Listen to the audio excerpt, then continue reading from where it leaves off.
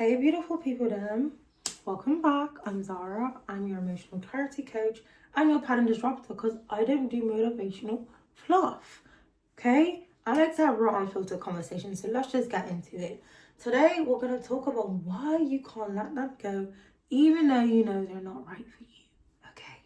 And yes, it might just be they do. Okay. I ain't judging you, I'm just saying. Wait, let's just get into it for real. Now, let me see. You know it's not right? You know this person ain't no good for you. You know this situation isn't right for you, but you just still can't let them go, right? And you know what the worst part is that you don't even understand why. And we all know what that's like, okay? We've all been in them situations where you literally just think about it over and over and over again. You keep trying to understand the situation and replaying conversations and even just trying to figure out how the hell did it even get here? Like, how did it even get to this place? How did I even end up here? Some days it feels like we're okay, and then something small just reminds us of them, and it's like, come on, leave me alone. But honestly, your mind goes straight back to the situation, and like, as much as you try to tell yourself to move on because you know it's not right for you, you can't. It's not that easy. It doesn't just stop the feeling.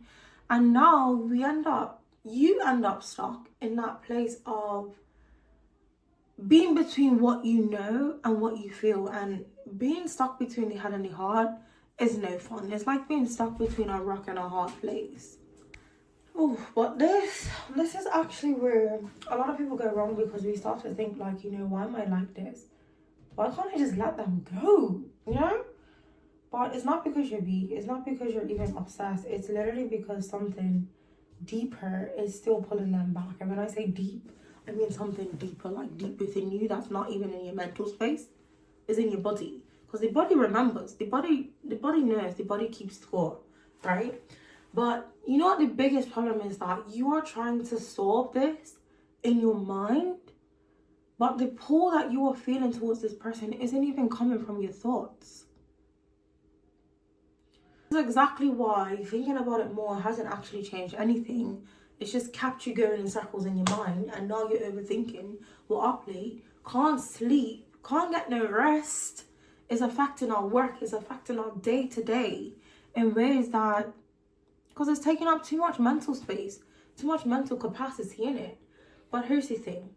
This is exactly why you start tracking the last scene, replaying the old messages, replaying moments in your head, and rereading literal old messages.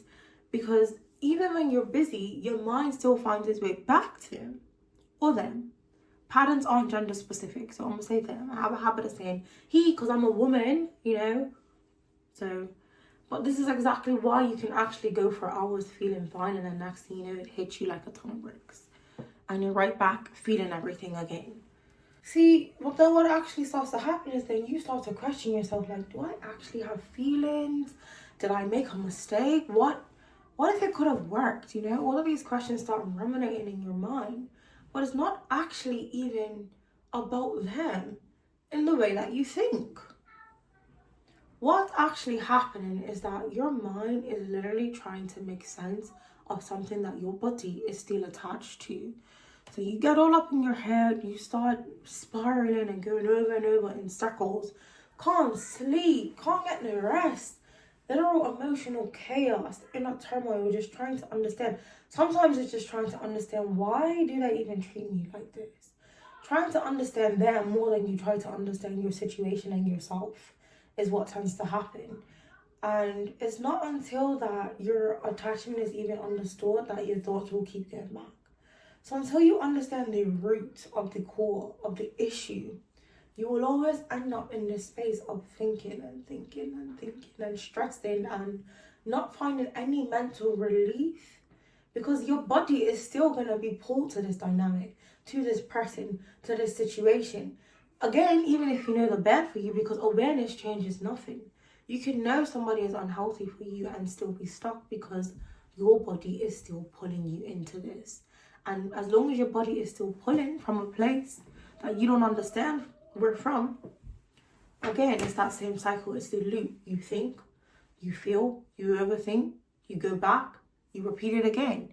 For some people, it's going back to the person. For some people, it's just going back in your head.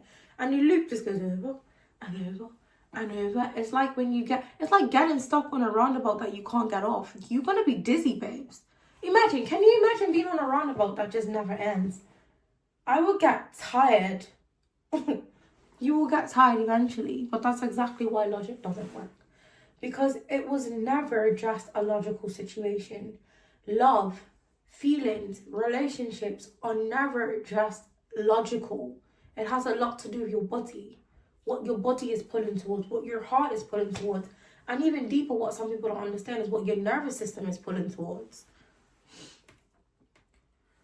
Here's the thing though, the goal isn't to let go of people. The goal is never to just let go of a person or a situation.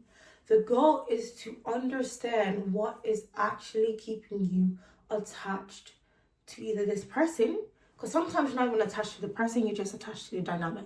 Sometimes we're attached to the highs and lows, the inconsistencies, the confusion we get attached to more than the person. So it's all about understanding what is actually keeping you attached, right? Then we need to understand why it feels so hard to walk away. Because there's a deeper reason for it. You don't even scratch the surface when you just sit there and think, oh my gosh, I can't let him go or her go. And the other thing we actually really need to understand is, what is it that your mind is actually trying to resolve? What is it that your mind is in anguish, putting you through all this damn trouble and stress? What exactly is it that is trying to resolve? Is it a lack of clarity? Is it a lack of communication? Is it a lack of needs? Like, what is it that is trying to resolve? Because once that becomes clear, then the intensity really does start to drop. Like, I've worked with people already who have, soon as I gave them that very clear, deeper understanding of what's actually happening on the surface, all of that mental chaos disappeared. The intensity dropped, because it's like when you can't see. I wear glasses. It's easy for me to say, when you can't see and you've been walking around without glasses, you get headaches, you feel dizzy, you're uncomfortable, you can't even focus straight. But as soon as you put your glasses on, it's like, wow, all of these symptoms calm down and you feel different in your body. That is exactly what experiencing real clarity is like. Immediate relief. The overthinking slows down and you really do start feeling pulled to this person in the same way. Like, there was a specific dynamic that I was helping somebody through, somebody who they just kept reaching a dead end. As soon as things got good, as soon as they got close, the other person would run like the wind and give excuse after excuse every single time. But on the other hand, they won't let them go. And they couldn't understand what was happening on the deeper surface of it. So that person that they were dealing with kept getting stuck in a loop of hope. Because when it was good and when it was almost good, it gave you that little taste of what it could be. So they got stuck on the potential, not the reality of what was actually happening, or what would never actually happen, because this person will not allow them to love them. No. But as soon as they got that clarity, that deeper clarity of understanding, when I say the overthinking slowed down and they really do stop being pulled to this person in the same way, like all of the things that they used to do to reel them back in doesn't even work like it used to. Now, if you are somebody who is stuck in this space of just overthinking, chaos, mental unrest, sleepless nights, maybe you're crying over this person, you have no resolve, you have no peace, and you just need somebody to literally help you to make sense of it, I offer emotional clarity sessions.